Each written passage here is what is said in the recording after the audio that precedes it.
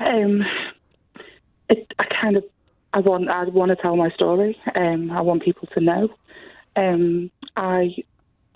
Forgive me, this is going to be quite difficult. Okay, you take all the time you want, all right?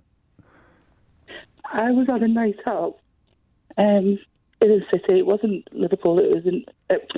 oh, gosh, sorry. I was on a night out. It was 8 o'clock in the evening. I'd had a little bit to drink, and I was with all the girls. It was all family and close friends, and it was all like between Christmas and New Year night out.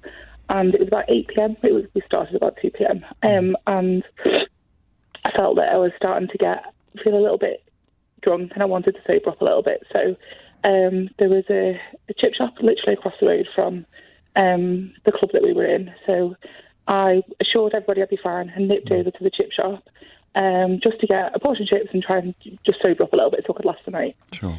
And I never made it back to the group. So between leaving the club, I got spiked, and I was taken by a known gang that work in the city, and they take you down all the back routes where there's no CCTV and they know they won't be viewed. I was gang raped. I don't even remember bits, which is a saving grace. Yeah. And in order to get away, I convinced one of them, who felt a little bit sorry for me, that if he took me to a taxi, that I would take him home with me. Right. It was the only way I could get away. Yeah.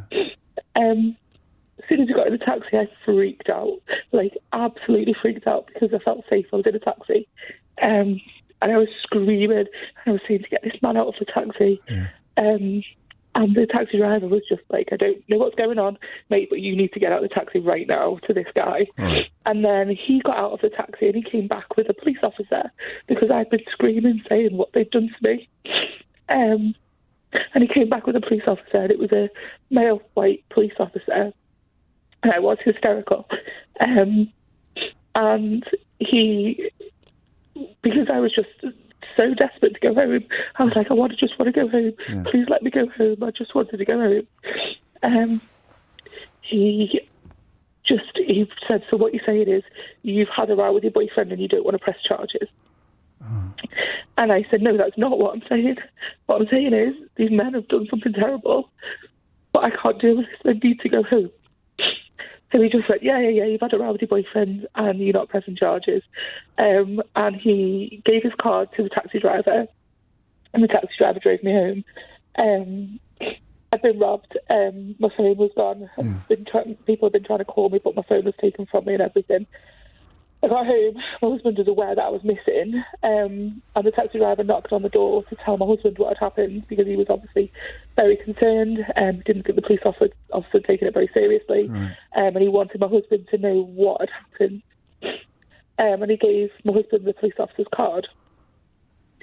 So my husband left me in the living room and went and made a call to the police officer, who told my husband that I'd had a row with my boyfriend and didn't want to press charges. So my husband then thought that I was out cheating on him. Oh, no. Some of the group arrived at home because they knew, obviously, that something had happened, and then my husband had phoned and said, look, she's here. She's not in a good way. I'm really confused. I don't know what's going on. Right. My sister came in and I broke down to my sister and was like, this is what's happened. Oh, my God.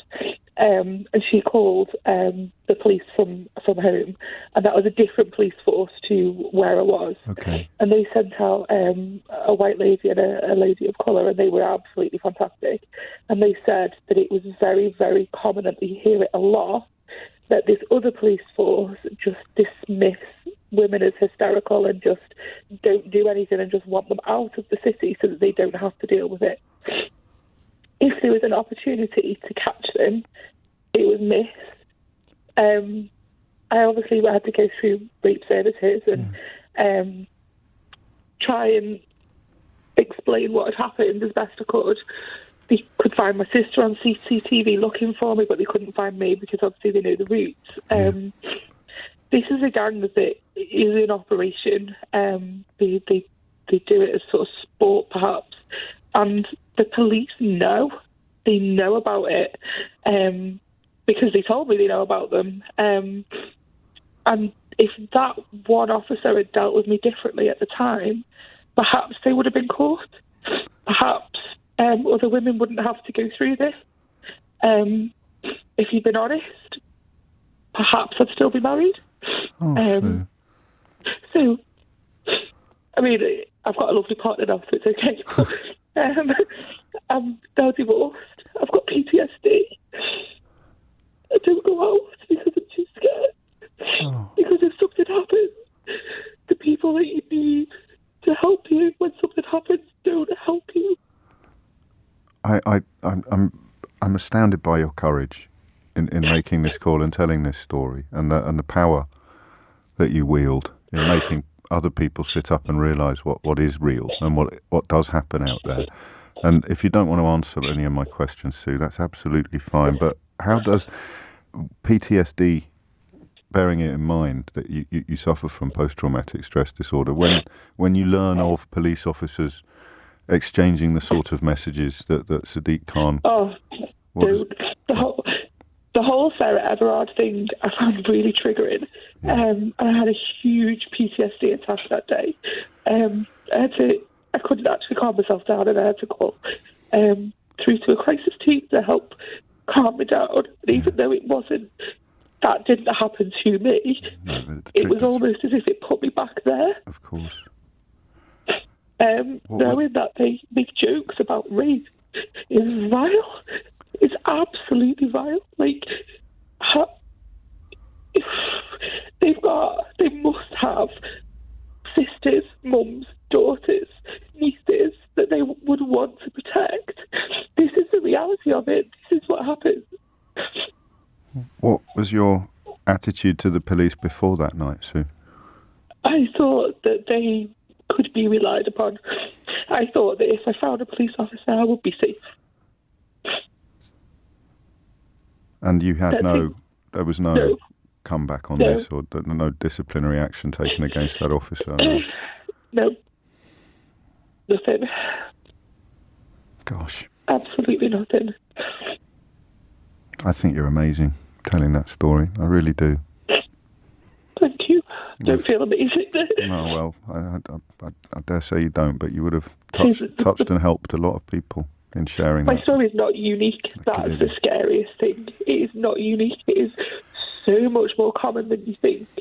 I'm on some, various, support groups on Facebook. It's the only reason I stay on Facebook. And the stories are so similar, and the experiences of the police are so similar. It's like they won't remember, perhaps. I don't know. I'm assuming they think maybe they won't remember. They're too out of it. It's too much work. Send them home. I mean, it's a sort of entrenched misogyny, isn't it? And the idea that what happened to you, either consciously or subconsciously, that officer thought that it was A, your fault, and B, not his concern. Yep. Yeah. Gosh. I'm not disputing that I had a bit to drink. No. But that's another recurring theme, isn't it? That somehow having a drink means that you are responsible for being... I don't anymore. No. That's for sure, because I don't...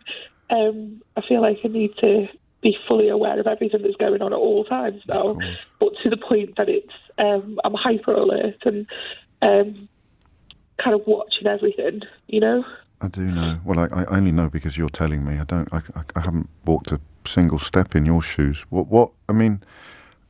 So by the time the decent police officers arrived, any chance of a proper investigation had gone? Yeah, it was gone. And then when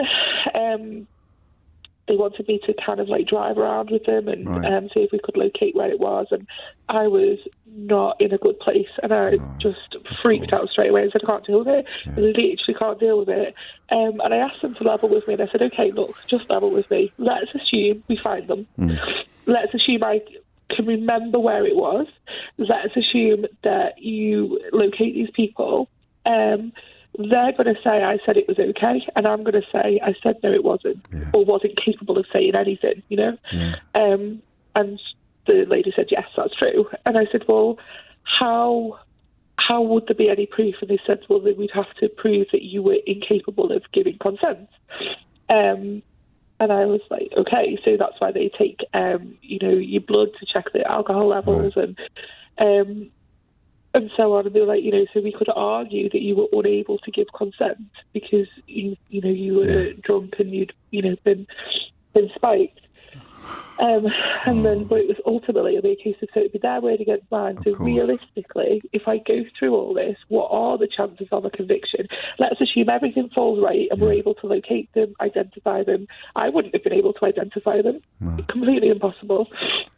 But, I was able to provide DNA. They took all my clothes. I had swabs everywhere. So she said it was less than 5%. So at which point I was like, well, why am I going to put myself through it? Yeah. Why would I do that? I wasn't strong enough anyway. Oh, it's not a question of strength, Sue. Took that as an admission of guilt. Oh, dear. Because why would I not chase it? Why would I not fight every last thing if there was a chance they could be caught and prosecuted? You'd have to relive it. Admission of guilt. Yeah, because you didn't want. Do it. Oh, Sue, I'm so sorry. I'm so sorry for what you've been through. At every turn, really, you were let down, weren't you? You were let down at home as well. Yeah, this is 2018, and I'm still on the wait list for trauma therapy. Christ. So I've had the interim diagnosis of PTSD, but probably another 18 months off getting therapy. It's just mad, isn't it? If you decide to press charges, you can't have therapy until the court case has been heard. So that was another reason I didn't want to continue, because I wanted to be able to deal with it and process it. So they withhold therapy until you've been through the relevant court case. So you just left to get on with it. I'm lost for words, Sue. I mean, at every stage of your story, I'm lost for words. But I can tell you, it's an important moment. You will have made people. You will have opened eyes and ears that were previously closed. Not because people are bad or nasty, but just because they just don't know what you know. Mm-hmm. You're right. Never, ever, ever let your friend leave the group, no matter how fine they are. Always stick together. Safety in numbers. Listen to you thinking of others already at a time like this. Thank you, Sue.